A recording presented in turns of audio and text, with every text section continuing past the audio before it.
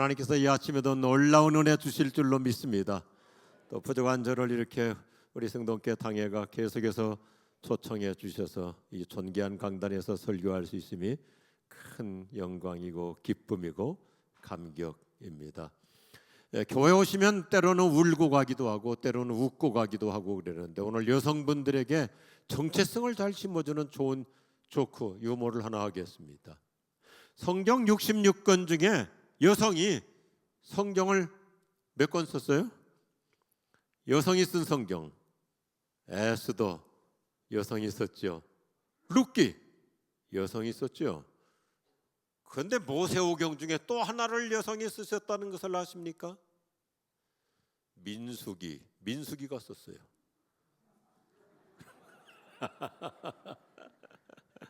예, 썰렁한 얘기였습니다. 그런데 생각해 볼수록 재밌잖아요. 모세율법 5권 중에 하나를 여성 민수기가 썼구나. 영광스러운 주님, 오늘 이 아침에도 모이기를 힘써서 주일에 왔습니다. 사방 원근 각지에서 모였습니다. 거룩한 날입니다. 존귀한 날입니다. 하나님을 경배하는 날입니다. 예배하는 날이고 주님을 만나는 날입니다. 하나님, 오늘도 우리에게 베풀어 주시는 그 쌓아두신 은혜, 준비해 놓으신 놀라운 은혜를 한량없이 무제한으로 우리에게 듬뿍 안겨 주시옵소서. 내가 들어야 될 주의 복음을 들려주시옵시고 살아나길 원합니다. 일어나길 원합니다. 회복되길 원합니다. 부흥이 있길 원합니다. 가슴에 뜨거움이 있길 원합니다. 젊은이들은 환상을 포기하시고 나이 드신 분들도 하나님 나라의 거룩한 비전을 볼 수 있도록 우리 성동교회 가운데 오순절 성령께서 강림하여 주시옵소서. 날씨는 음산하고 차갑지만은 우리의 가슴에는 뜨거움이 있게 하여 주옵시고 예수 그리스도의 사랑으로 인해서 감격 있게 하시고 눈물 있게 하시고 환희게 있게 하여 주옵시고, 최근에 내가 영적으로 침체되었습니까? 내 영혼이 메말라 있습니까? 오늘 다시 한번 예수 그리스도의 복음을 통하여 내 영혼에 새로운 활력이 솟아날 수 있기를 원합니다. 내 영혼아 일어날지어다. 내 영혼아 하나님만 바라볼지어다. 내 영혼아 새 힘을 얻을지어다. 오늘 이 놀라운 회복의 새 아침으로 은총을 베풀어 주옵시고 약한 자들을 강하게 하여 주옵소서. 아픈 자들을 힘있게 하여 주옵소서. 간절히 애절하게 기도로 부르짖는 자들을 응답하여 주시옵시고, 우리 성동교회가 132년의 역사를 통하여 한국교회 새로운 지평을 열어갈 수 있는 21세기의 또 다른 선교의 모체가 될 수 있도록 우리 모두를 사용하여 주시고 새로운 부흥, 또 다른 사도행전 현장으로 우리를 축복해 주시옵소서. 예수님 이름으로 기도드립니다. 아멘. 오늘 말씀의 제목을 한번 따라서 하시면 좋겠습니다. 위를 바라보게 하는 위로. 성경이 말하는 위로는 단순한 어떤 감정적인 동정 정도가 아닙니다. 위를 바라보게 하는 위로. 제가 여러 전에 책을 읽다가 제 가슴에 뜨끔한 인생의 지침을 하나 얻게 되었습니다. 지시를 많이 하지 말고 지지를 많이 하라. 저에게는 너무나 큰 깨달음이었습니다. 담임 목사이기 때문에, 목회자이기 때문에, 또 남편이기 때문에, 가장이기 때문에, 식구들을 위해서, 자식들을 위해서, 또 우리 동역자들을 위해서 내가 그들에게 도움이 된답시고 자꾸 지시를 많이 했더라고요. 교회도 마찬가지일 수 있습니다. 자칫 잘못하면 직급이 있을수록, 직분자일수록 젊은이들을, 새신자들을 지지해 주기보다도 나도 모르는 사이에 지시를 많이 할 수가 있거든요. 오늘 이 설교를 시작하면서 우리 한번 마음에 잘 다짐하기 위해서 함께 하시면 좋을 것 같습니다. 지시보다 지지를 많이 해주자. 제가 신학 시절 1980년대 우리 한국교회 큰 스승이셨던 박유선 목사님께서 우리에게 이렇게 가슴 뜨끔하게 말씀하신 적이 있어요. 목회자로서, 설교자로서 지적질하는 설교를 좀 하지 말라.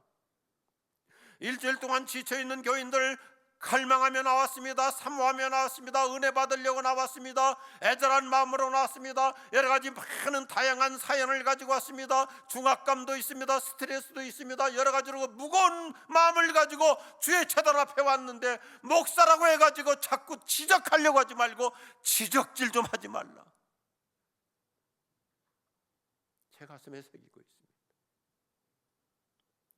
우리 주변에 아픈 사람이 있습니다. 힘든 사람 많습니다. 지쳐있는 사람이 있습니다. 교회 올 때까지도, 예배당 올 때까지도 터덜터덜 정말 여러 가지로 번아웃되고 침체된 상태에서 온 자들에게 복음을 통해서 힘을 심어주고 치유받게 하고 위로받게 하고 하나님을 의지하도록 하고 하나님 바라보도록 하는 것이 진정한 성경의 복음인 줄로 믿으시면 하면 하십시오.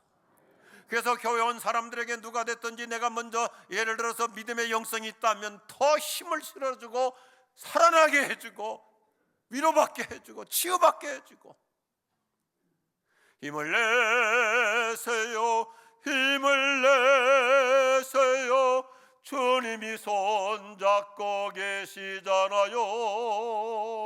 주님이 나와 함께함을 믿는다면 어떤 고난도 이길 수 있잖아요.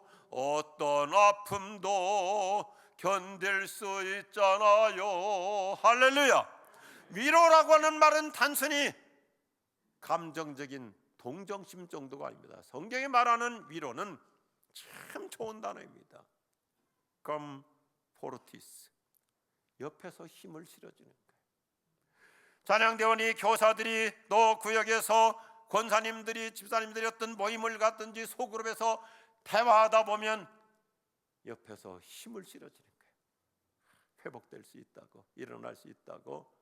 당신 남편도 예수 믿고 구원받고 우리 성동교회 핵심 멤버가 될 수 있다고. 당신 자녀들 지금 신앙에서 떨어진 것 같지만 하나님께서 은혜 주시면 큰 하나님 나라 인재가 될 수 있다고 힘을 실어주는 거예요.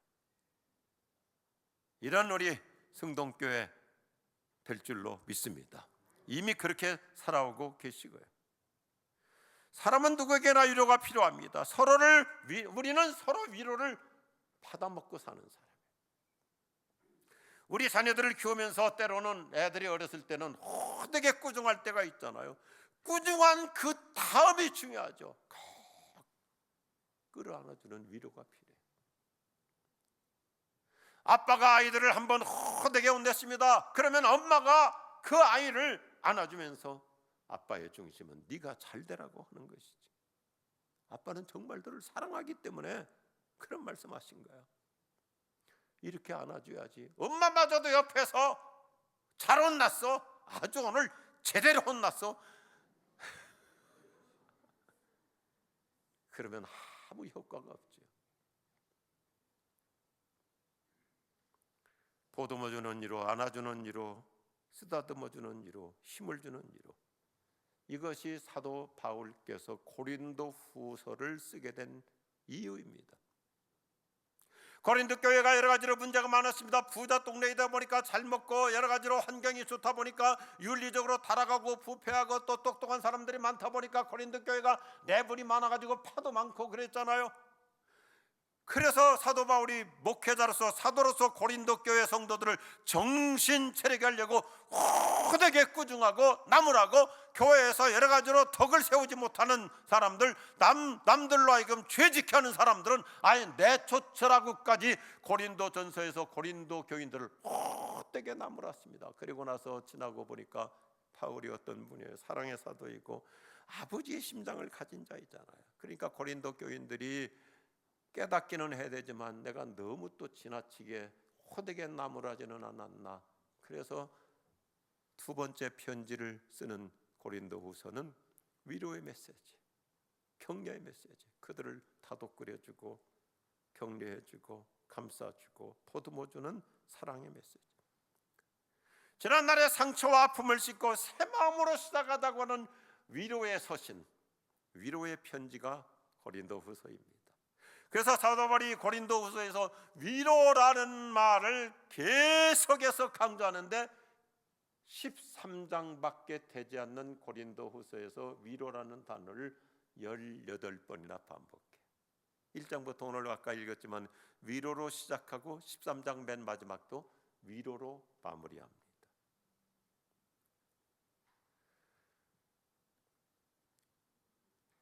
사도 바울은 사랑하는 마음으로 고린도 교회 교우들을 향해서 간곡하게 당부하면서 위로로 시작하고 위로로 마무리해요.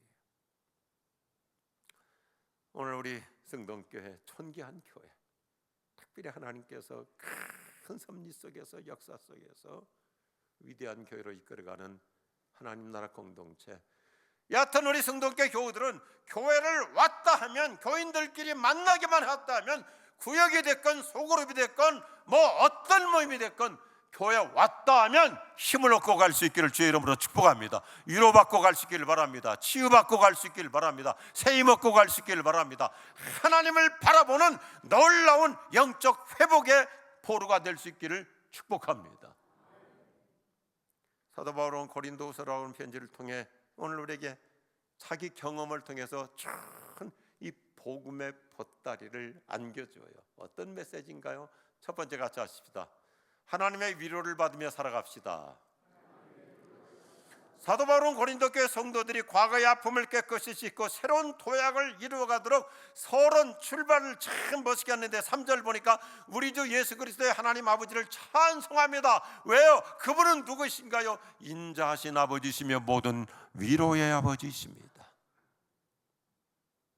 우리는 성경을 문자적으로만 읽고 끝낼 것이 아닙니다. 하나님이 누구이신가? 언제나 연약한 나를, 허물 많은 나를, 실수 많은 나를, 여러 가지로 믿음이 미흡한 나를 하나님은 나를 나무라시기보다도 그래도 오늘 네가 나왔잖아, 교회 왔잖아, 오늘 또 예배드리러 왔잖아, 위로의 아버지신 줄로 믿습니다.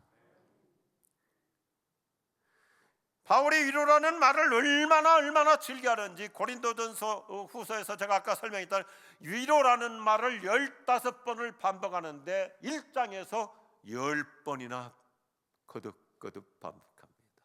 고린도 교회 성도들을 치유해 주려고, 힘을 얻게 하려고, 회복시켜 주려고 10번을 1장에서 다 씁니다. 그가 험난한 선교 현장에서 바울 자신이 지치지 않을 수 있었던 것, 많은 상처가 있었습니다. 배신이 있었습니다. 어려움이 있었습니다. 바울이 많은 낭패도 있었지만 그때마다 바울이 오뚜기처럼 일어날 수 있었던 바울 자신의 원동력은 뭐냐면 하나님의 위로를 경험했기 때문에, 하나님의 위로를 받았기 때문에.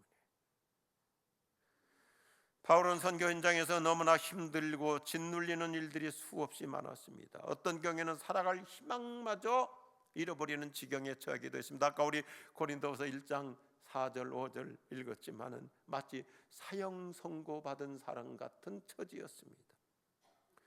그런데도 그가 여전히 오뚜기처럼 일어날 수 있었던 원동력은 늘 하나님의 위로로 힘을 얻었기 때문에 오늘 그 아침이 될 수 있기를 축복합니다. 우리가 성경을 보면 인생의 처절한 시련과 아픔을 경험한 사람들, 그런데 그 우여곡절을 극복한 공통점이 뭐냐면 성경에 나타나는 그 어떤 사람도 그가 회복할 수 있었던 거, 힘을 얻을 수 있었던 거 모두가 하나님의 위로를 경험했기 때문에. 모세는 광야에서 얼마나 많이 지치고 힘들었지만은 늘 찾아오셔서 위로해 주시는 하나님. 그래서 성경이 뭐라고 그래? 하나님은 마치 모세를 친구처럼 대해 주셨다. 다윗은 피신 생활하면서 광야에서 얼마나 외로웠습니까? 얼마나 고독했습니까?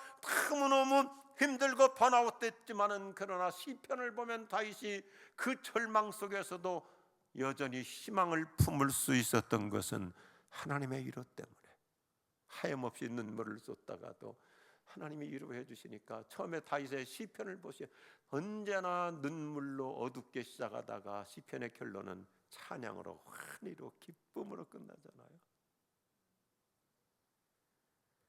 엘리야는 지쳐서 쌀이나무 밑에 웅크리고 쭈그려 앉아 있을 때 위로의 주님이 찾아오시니까 벌떡 일어나서 아합 왕이 타는 마차보다 엘리야가 더 먼저 뛰어갔다. 우리가 그냥 성경을 문자적으로 읽으니까 감각이 없죠. 왕이 타는 마차라면 얼마나 그 말이 훈련된 말이고 비싼 말이고 실력 있는 말입니까? 왕이 타고 가는 마차보다 엘리야가 그 앞서서 달려갔다.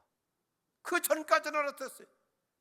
하나님, 차라리 나도 죽었으면 좋겠습니다. 그냥 쌀이나무 밑에, 바위동굴 밑에 쭈그려 앉아가지고 우울증에 걸린 거예요. 공황장애에 걸린 거예요. 그런 엘리야가 하나님의 위로를 받으니까 벌떡 일어나가지고 왕의 전차보다 더 빨리 달려갔던 그 힘, 그 놀라운 하나님의 위로의 능력을 오늘 이 아침 주님이 우리에게도 주실 줄로 믿으시면 아멘 하십시오.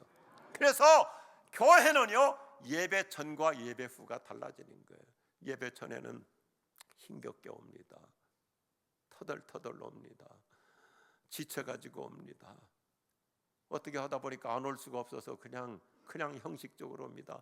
그러나 예배를 통해서 오늘 이 말씀 그대로 하나님의 위로를 받으면 사도 바울이 완전히 번아웃 됐다가도 벌떡 일어나듯이 엘리야가 힘차게 달려가듯이 오늘 이 놀라운 하나님의 위로의 힘이 우리를 새롭게 회복해 줄 줄로 믿습니다. 원래 바울이 어떤 사람이에요? 몸이 많이 아픈 사람이었잖아요. 통증이 심했죠. 바울은 어떤 사람이에요? 평생 아팠던 사람이에요. 그런데도 그가 순교하는 그날까지 지치지 않고 종횡무진 그 수말릴 길을, 아시아가 아니라 유럽도 스페인 지브랄터 땅끝까지도 다닐 만큼 열정 인생 살았던 것은 원동력이 탄데 있지 않아요. 바울이 간증하는 게 이론적인 형이상학적 메시지가 아니죠. 하나님의 위로를 받으면 어떤 상처도 어떤 아픔도 딛고 일어설 수 있다. 할렐루야. 예수님이 그 모습을 보여주죠. 예수님 얼마나 외로운 사역자이셨습니까? 예수님 얼마나 혼자서 힘들었습니까? 예수님은 혼자서 고난의 길을 가야 됩니다. 그래서 이제 예수님께서 공생애를 시작하려고 그 죄가 하나도 없으신 예수님이 요단강 흙탕물 속에 내려가서 세례 받으시는 그날부터 하나님이 위로해 주시잖아요. 너는 내가 사랑하는 자다.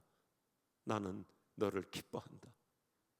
예수님이 위로할 때마다, 예수님이 힘들 때마다 예수님께서 이 길을 내가 꼭 가야 되나, 이 험난한 십자가와 고난의 길을 과연 내가 가야 되나, 이런 갈등이 생길 때 하나님은 자주 예수님 찾아오셔가지고 변화선에서도 통일하게 너는 내가 사랑하는 아들이다. 네가 하는 것을 나는 기뻐한다. 사랑스러운 우리 성동교회 모든 교우들이요, 우리 인생 그렇게 복잡하지 않습니다. 힘을 잃을 때 어루만져 주시고, 낙심할 때 속삭여 주시는 하나님, 상한 마음을 치유해 주시고 멍든 가슴을 위로해 주시는 하나님, 내 곁에서 여전히 힘이 되어 주시는 하나님의 위로를 받으며 살아갈 수 있기를 축복합니다. 제가 언젠가 책을 읽다가 참 좋은 시 하나를 읽었어요. 강가에서 그분을 만났다. 날 사랑하느냐고 그분은 아실 텐데, 오늘 내가 그분께 묻는다. 저를 사랑하시냐고. 그분이 날 그렁그렁한 눈으로 보신다. 이게 예수님의 모습이죠. 예수님, 내가 지금 이렇게 힘든데, 내가 이렇게 고생하고 있는데, 내가 이렇게 아픈데, 내가 요즘 이렇게 사업이 잘 안 풀리고 있는데, 가정적으로 여러 가지로 내가 우리 가정의 환경이 지금 어려운데, 예수님 아세요? 내가 얼마나 고생하고 있는지 아세요? 이 시의 표현이 참 우리 가슴을 뭉클하게 하죠. 예수님은 그렁그렁한 눈으로 나를 바라보시면서 우리를 위로해 주시는 예수님, 그 예수님 만날 수 있기를 바랍니다. 제가 아주 좋아하는 성경의 표현, 예수님의 표현 중에 이런 표현이 있어요. 영어를 써서 죄송합니다. I know you. I know you. 나는 너를 알아. 베드로야, 나는 네 중심 알아. 나는 네 마음 알아. 너 실패했지만, 너 실수했지만, 베드로야 위축되지 마. 나는 너를 알아. 너 요즘 억울하지? 너 외롭지? 너 힘들지? 너 아프지? 주님은 그렁그렁한 눈으로 우리를 바라보시는 위로의 주님. 마치 우리 손주들이 애틋하게 고생할 때, 지금 수험생들 시험 앞두고 얼마나 그들이 힘들어요. 대학 졸업하고 취업해야 될 우리 손주들, 자녀들, 근데 할머니나 할아버지가 그렁그렁한 눈으로 바라보실 때가 많잖아요. 저도 어머니가 56세 때 일찍 돌아가셨어요. 제가 군대 제대 한 2주도 안 남지 않았는데 어머니가 갑자기 심장마비로 돌아가셨어요. 저희 할머니와 외할머니는 다 장수하셨습니다. 90 중반까지 장수하셨는데 엄마를 일찍 잃은 어린 손자를 볼 때마다 아까 그 사진처럼 한 번 더 띄워줘도 그렁그렁한 눈으로 보시면서, 말씀은 안 하시지만 가슴의 언어로 하트 투 하트로 통하잖아요. 손자야, 이 할머니가 너 사랑하고 있어. 너 잘 될 거야. 손자야, 너 엄마 없어도 하나님이 너 도와주셔. 내가 기도하고 있어. 할머니의 그렁그렁한 눈을 생각하면 시골 갔다가도 기차 타고 올 때 마음이 든든하고,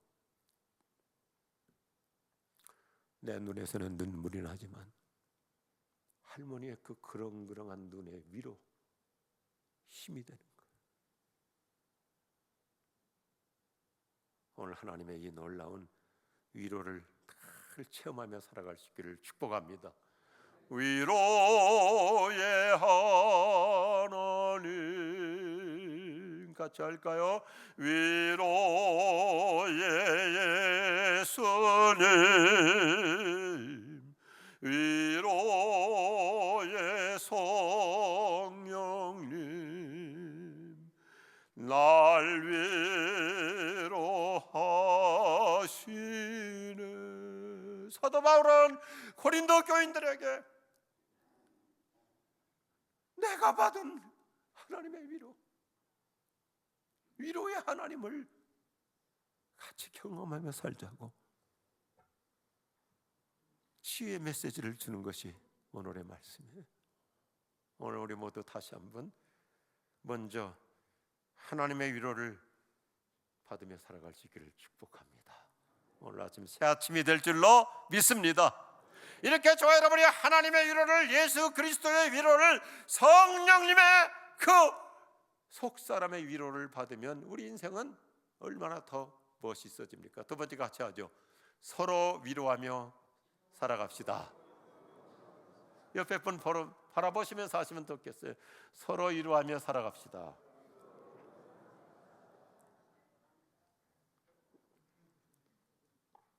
참 위로자가 필요한 시대. 저도 건강상의 문제가 있어가지고 이게 병원을 여러 군데 다니고 또 의사 선생님들 많이 만나다 보는데요. 지난주에도 우리 교회 집사님이신데 아주 훌륭한 의사였어요. 제가 얼마나 가슴이 울컥했는지 그 의사 선생님이 그런 거예요. 목사님, 저는 1부 예배나 2부 예배 드리는데 예배 때마다 저는 목사님 얼굴을 맨 먼저 봅니다. 얼굴 색깔을 먼저 본다.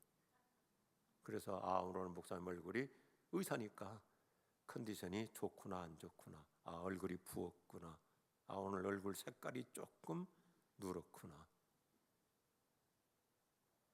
그래서 어떨 때는 1부 예배 때 내가 컨디션이 안 좋으면 2부 예배 설교 시작할 때까지 교회에 있다가 간대 스크린으로 보면서 그래도 좀 나아졌구나. 얼마나 제가 큰 위로를 받고 왔는지 속으로 정말 이렇게 훌륭한 의사가 계시구나. 제가 경험해 보니까 혹시 우리 가운데 의사 선생님들 계시겠지만 훌륭한 의사는 명문대학 의사, 외국 유학 가서 훌륭한 학위 받아온 의사, 그보다 더 좋은 의사가 있어요. 아파본 의사예요. 아파본 의사. 물론 본인이 아팠든지 아니면 남편이 아프든지 부인이 아프든지 가족이 아픔을 경험한 의사는 환자를 알아요. 환자를 이해해요. 저하고 친구처럼 지내는 훌륭한 의사 한 분, 우리가 안수 집사님 있었는데, 자, 인천 길병원이라고 굉장히 큰 병원이죠. 부원장이었어요. 지금 이제 은퇴했죠. 부인이 난소암으로 고생을 했어요. 전화할 때마다 저한테 꼭 이렇게 얘기해요. 목사님, 마음이 아파요. 내가 의사인데 내 아내를 내가 도와줄 수가 없어요.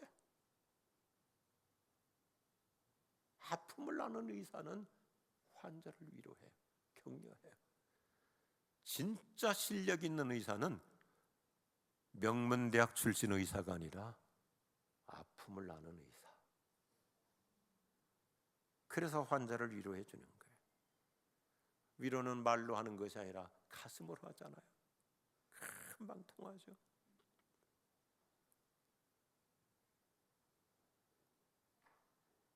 재미있는 얘기를 하나 할까요? 어떤 강도가 한밤중에 총을 들고 한 집을 문을 몰래 따고 들어갔어요. 다 식구들이 잠자고 있는데 강도가 돌아가지고 손 들어! 그랬어요. 식구들이 뭐 잠결에 그냥 다 놀라가지고 손을 드는데 그 집에 남편이 손을 안 드는 거예요. 그러니까 강도가 내가 총을 쏠 수 있는데 왜 손을 안 드느냐? 겁도 없느냐? 두렵지 않느냐? 그러니까 이 남편이, 아버지가 내가 50견이 있어서 손을 못 든다고. 그러니까 이 강도가 갑자기, 그러냐? 사실은 나도 50견이 있어서 일을 못 해가지고 이렇게 강도 짓을 하게 되는데 50견 어디서 치료받고 있냐? 침은 어디서 맞고 있냐? 강도짓 하러 왔다가 50견 얘기하다가 날밤을 새우고 그냥 갔대요.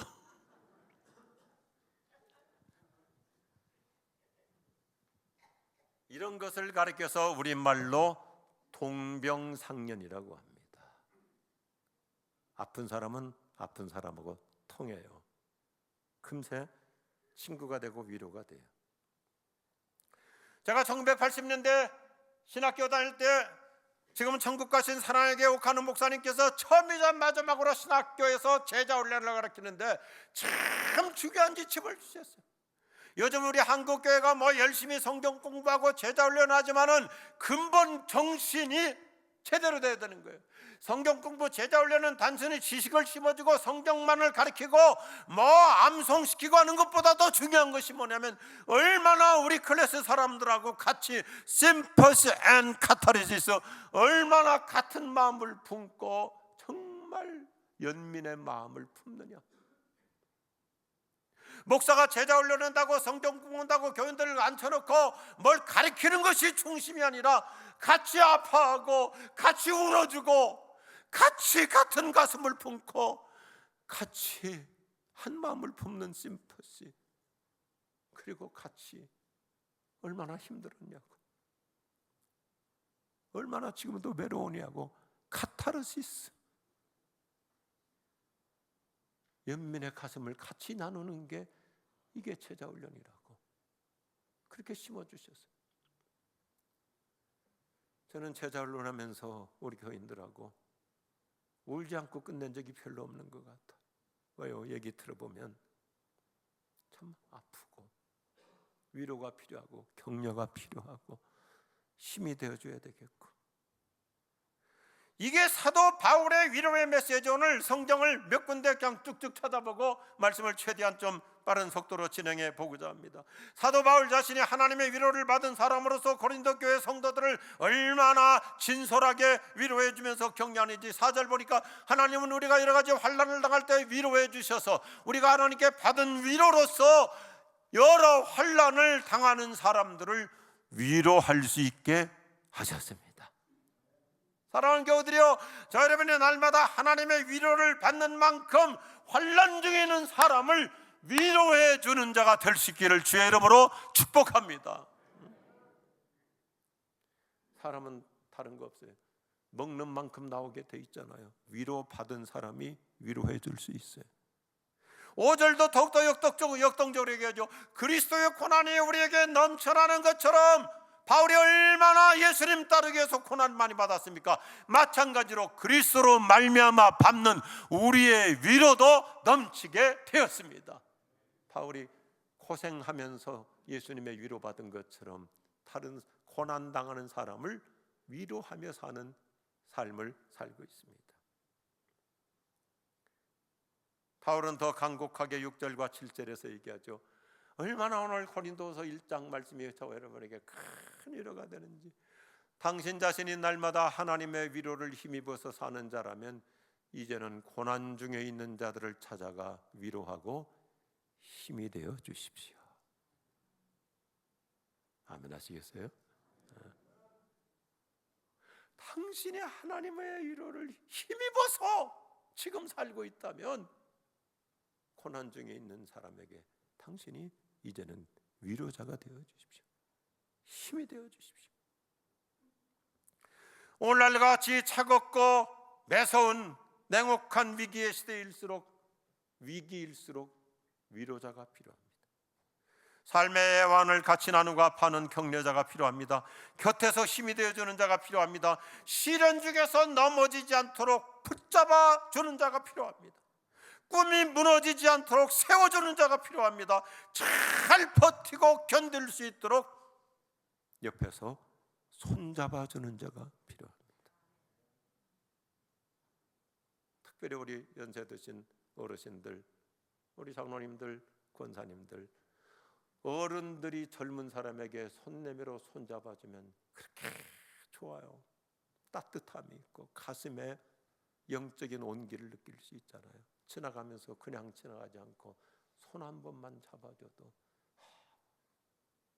우리 장로님이 내 손 잡아주셨어, 우리 권사님이 내 손 잡아주셨어.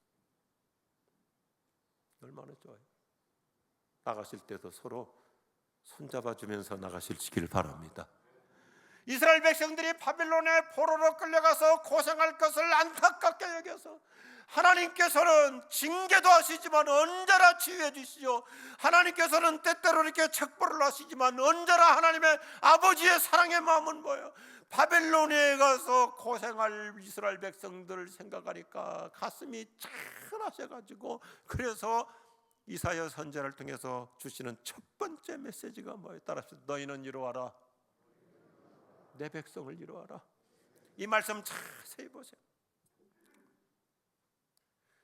이스라엘 백성들이 잘못해서 하나님의 징계로 바빌론 땅에 가서 고생하겠지만 하나님은 안쓰러운 마음 가지고 너희 서로 위로하면서 살라. 남의 나라에 가서 종살이 할 것이고 머슴살이 할 것이고 홀대받을 것이고 남의 나라에 가서 별일을 다 겪을 것인데 그때말로 우리는 서로 위로가 필요하다. 그러면서 하나님이 뭐라고 말씀하시면 이스라엘 백성이 잘못했지만 벌받고 있지만 징계를 받고 있지만 그들이 누구냐?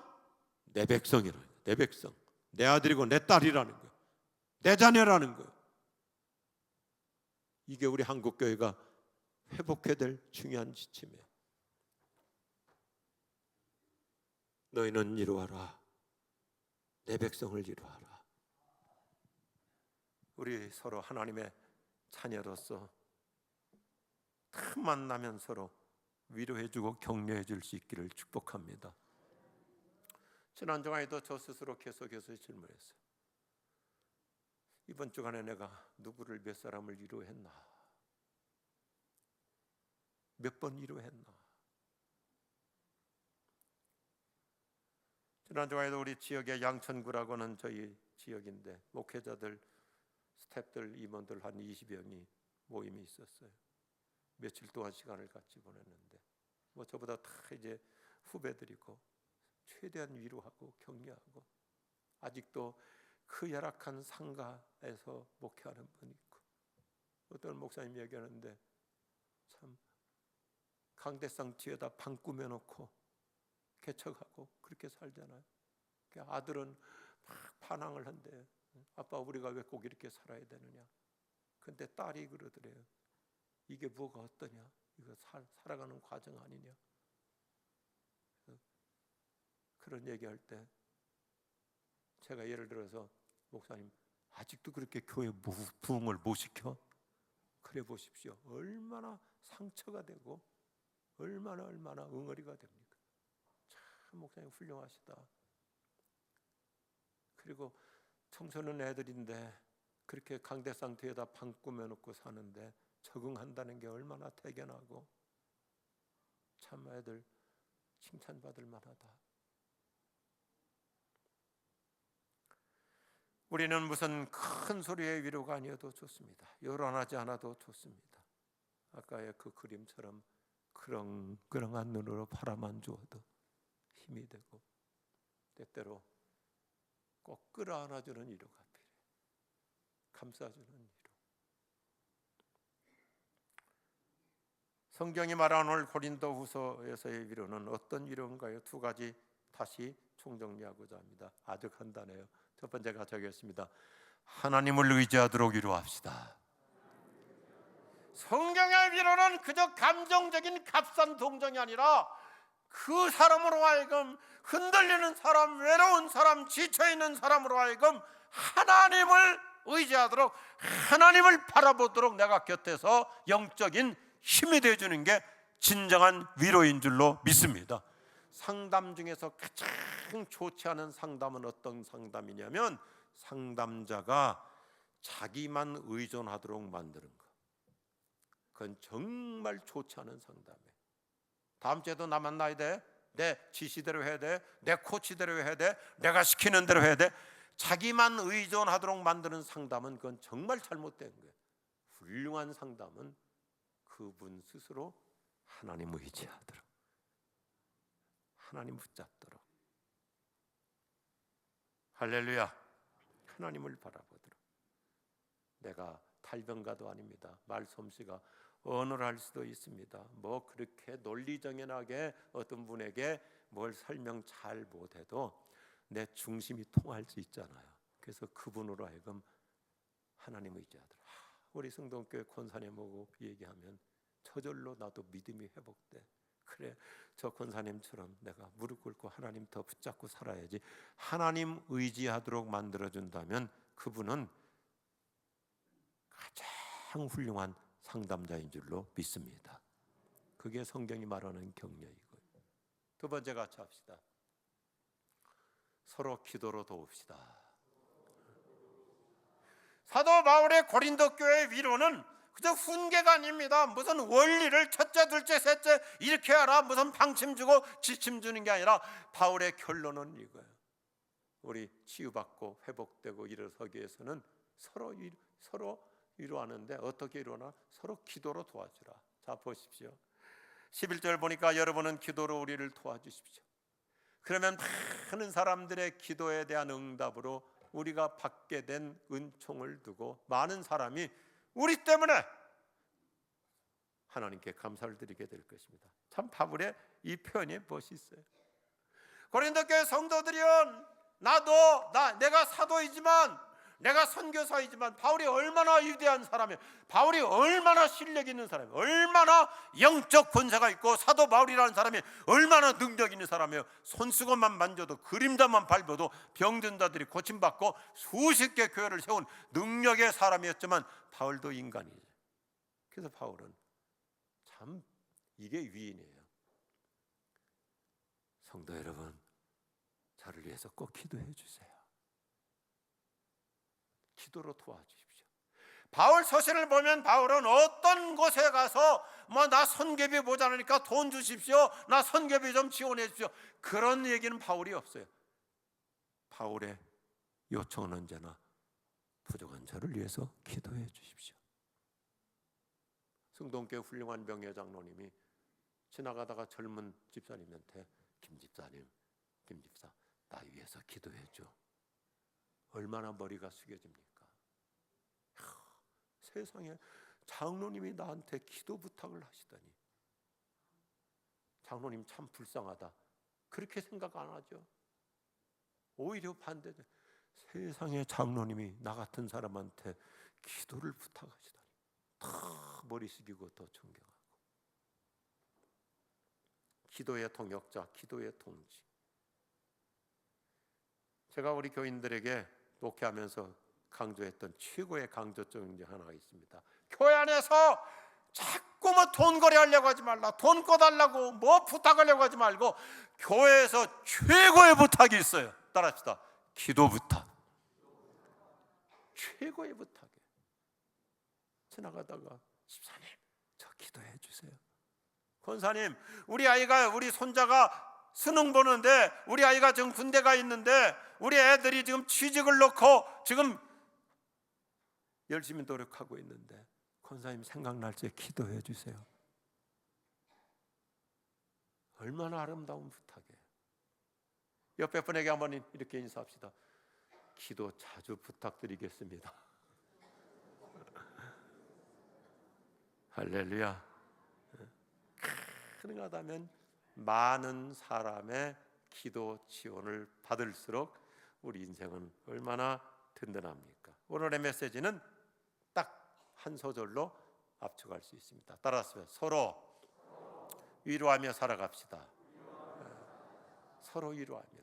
세상적 수준의 값싼 동정이 아니라 성경이 말하는 위로의 핵심은 오늘의 메시지의 주제예요. 다 같이 하시면 좋겠습니다. 우리 서로 위에 계신 하나님을 바라보며 위에 계신 하나님을 바라보며 살아가도록 위로합시다. 하나님을 바라보며 살아가도록 위로합시다. 기도하겠습니다. 위로의 하나님 아버지, 감싸주시고 보듬어 주시고 모세가 외로울 때 친구처럼 찾아오셔서 속삭여 주셨습니다. 엘리야가 너무 지쳐서 쌀이나무 밑에 웅크리고 앉아있을 때 위로의 영으로 찾아오셔서 새 힘 주셨습니다. 예수님도 너무너무 외롭고 고독하고 쓸쓸할 때 하나님 아버지께서 친히 오셔서 너는 내가 사랑하는 아들이라고 위로해 주셨습니다. 오늘 그 위로의 주님을 만나고 위로의 성령님으로 새 기운 얻고 갈 수 있기를 원합니다. 찾아와 주시옵소서. 끌어안아 주시옵시고 보듬어 주시옵시고 새 힘 주시옵시고 치유하여 주시옵시고 상한 마음 고쳐 주시옵시고 병든 몸도 주님이 안수하여 주시옵시고 혼자서 사업의 현장에서 일터에서 직장에서 외롭게 고군분투하는 우리 모든 하나님의 자녀들 너희는 위로하라. 내 백성이기 때문에 위로하라. 우리 성동교회 모였다면 서로 위로하고 그래서 같이 하나님 바라보고 함께 간증하고 함께 찬양하며 날마다 새 기운 얻어 살아갈 수 있도록 축복해 주시옵소서. 예수님 이름으로 기도드립니다. 아멘.